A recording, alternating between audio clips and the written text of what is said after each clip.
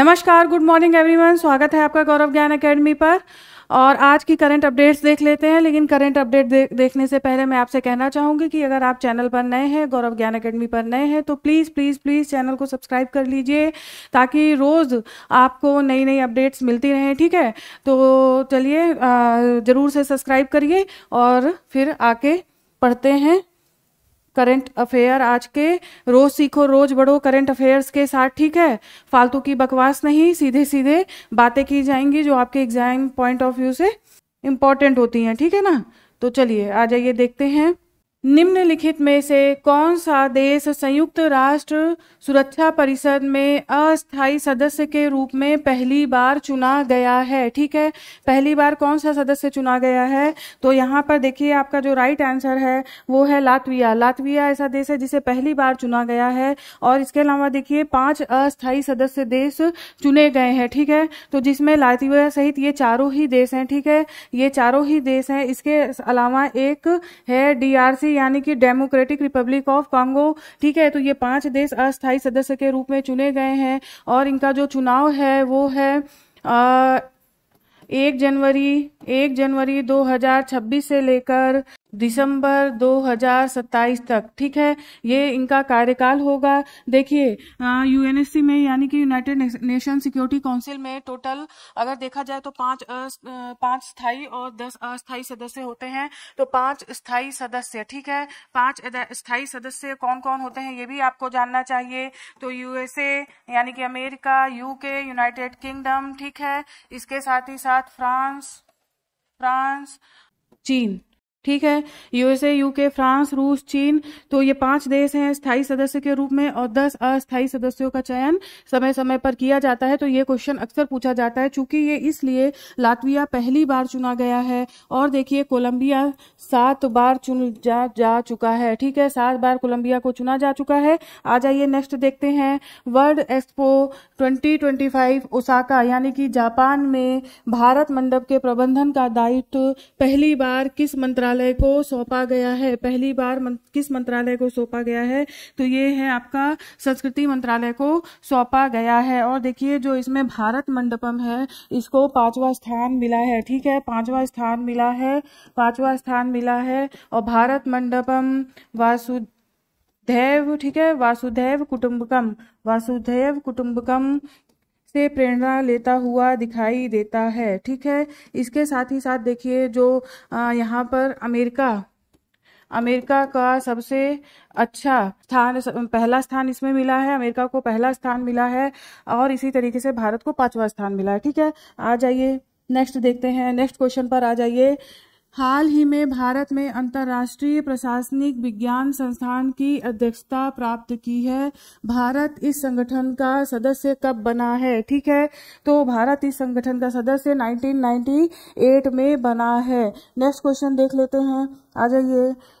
हाल ही में निम्नलिखित में से किस भारतीय क्रिकेटर को ICC हॉल ऑफ फेम सूची में शामिल किया गया है? ठीक है, तो यहाँ पर देखिए महेंद्र सिंह धोनी को, तो आपको इसमें बिल्कुल कंफ्यूज होने की जरूरत नहीं है और ये इंपॉर्टेंट क्वेश्चन है। नेक्स्ट क्वेश्चन देख लीजिए। भारत में जलवायु परिवर्तन प्रदर्शन सूचकांक 2025 में कौन सा स्थान प्राप्त किया है? ठीक है, तो भारत का जो स्थान आया है वो 2 स्थान नीचे हो गया है और इस तरह से 10वां स्थान है।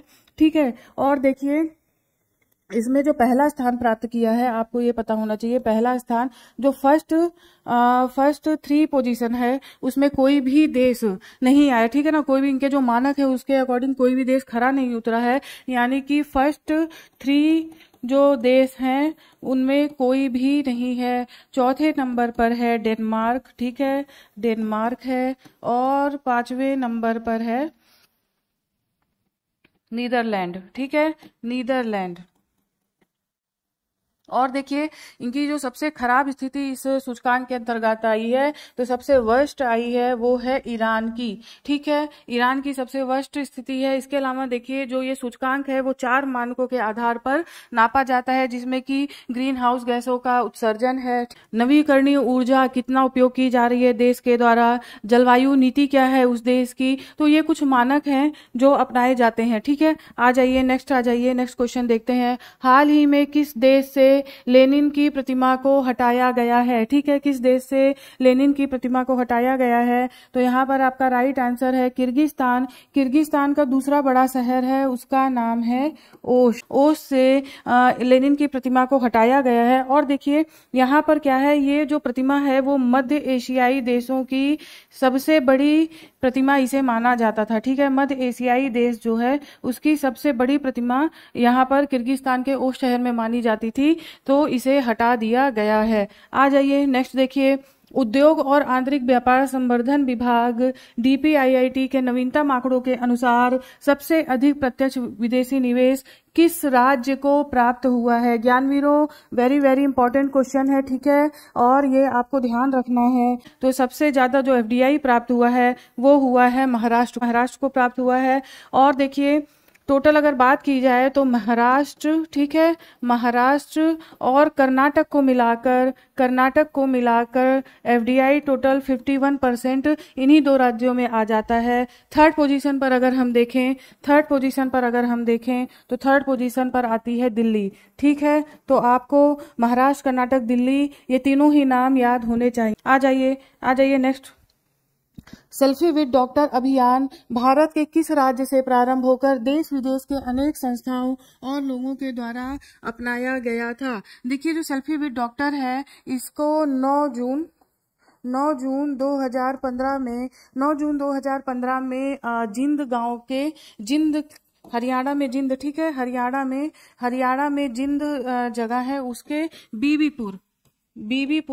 बीबीपुर गांव में एक डॉक्टर ने अपनी बेटी के पैदा होने के बाद उसके साथ सेल्फी लेकर पोस्ट कर दी थी, जिसके बाद से ये इतना प्रचलन में आया कि प्रधानमंत्री मोदी के द्वारा भी इसको मन की बात में करीब 8 बार इसका जिक्र किया गया।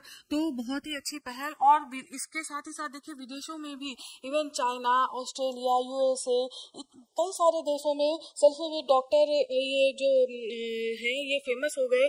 और इनका जो नाम है वो है सुनील जागलान, ठीक है ना, सुनील जागलान ने ये काम किया था, सुनील जागलान। हालांकि ये नाम पूछा नहीं जाएगा लेकिन आपको पता होना चाहिए सेल्फी विद डॉक्टर। तो इस तरह से और कई अंतर्राष्ट्रीय संस्थाओं के द्वारा भी इसकी तारीफ की गई है, ठीक है ना।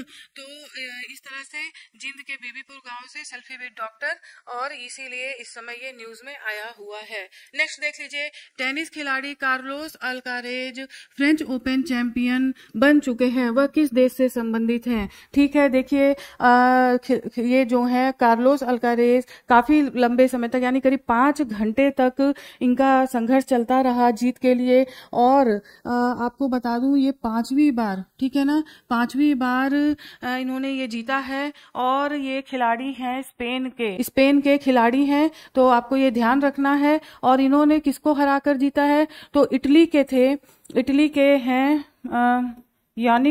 यानिक सिनर, ठीक है, तो ये नाम है, आपको ध्यान रखना है। नेक्स्ट देख लीजिए, हाल ही में किस देश ने भारतीय पर्यटकों को वीजा फ्री यात्रा की सुविधा देने की घोषणा की है? ठीक है, वीजा फ्री यात्रा, तो आपका यहाँ पर राइट आंसर होगा फिलीपींस ने अभी ऐसा किया है। आप 15 दिन तक बिना वीजा के आराम से जाइए, घूमिए फिरिए, खाइए पीजिए और अपने घर वापस आ जाइए। अन्य महत्वपूर्ण तथ्य देखते हैं। अन्य महत्वपूर्ण तथ्य, हाल ही में ऑपरेशन स्पाइडर वेब के तहत रूस पर आक्रमण किया गया, तो ये यूक्रेन के द्वारा किया गया, ठीक है ना। कई क्वेश्चन ऐसे भी पूछा जा सकता है कि ऑपरेशन स्पाइडर वेब क्या है, ठीक है, तो आपको पता होना चाहिए यूक्रेन के द्वारा रसिया पर किया गया आक्रमण, ऑपरेशन स्पाइडर वेब।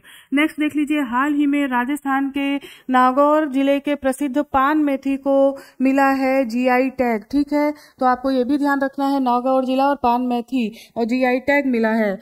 तमिलनाडु ने धनुषकोडी को ग्रेटर फ्लेमिंगो सेंचुरी घोषित किया है, ठीक है, तमिलनाडु सरकार ने धनुषकोडी को फ्लेमिंगो सेंचुरी घोषित किया है, आपको ये ध्यान रखना है। पद्मनाभ स्वामी मंदिर में 270 वर्षों के बाद महाकुंभ अभिषेक का आयोजन किया गया है, तो इसको भी आप ध्यान रखिए, ठीक है। आ जाइए नेक्स्ट महत्वपूर्ण तथ्य में देखते हैं क्या है। अमेरिका के द्वारा दिया गया अस्थायी संरक्षित दर्जा समाप्त किया गया, नेपाल से ये दर्जा समाप्त कर लिया गया। देखिए आपको याद होगा 2015 में जब नेपाल में बहुत ही भयानक भूकंप आया था, तो ये दर्जा अमेरिका के द्वारा उन्हें विभिन्न प्रकार की सहायता देने के लिए वहां के लोगों के लिए गवर्नमेंट को ऐसा दर्जा दिया गया, लेकिन अभी जाकर के इस दर्जे को समाप्त कर दिया गया है। ठीक है, नेक्स्ट आ जाइए। यूरोपीय अंतरिक्ष एजेंसी ने एस्टेरॉइड को खोजने वाला एक टेलीस्कोप बनाया है जिसका नाम है फ्लाई आई। तो आपसे ऐसा भी क्वेश्चन पूछ लेते हैं कि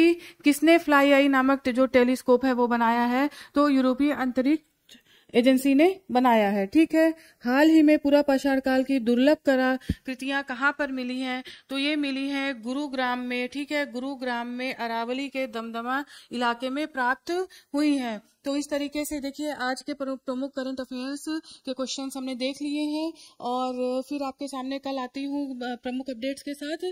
तो चलिए, आपका दिन शुभ हो। धन्यवाद।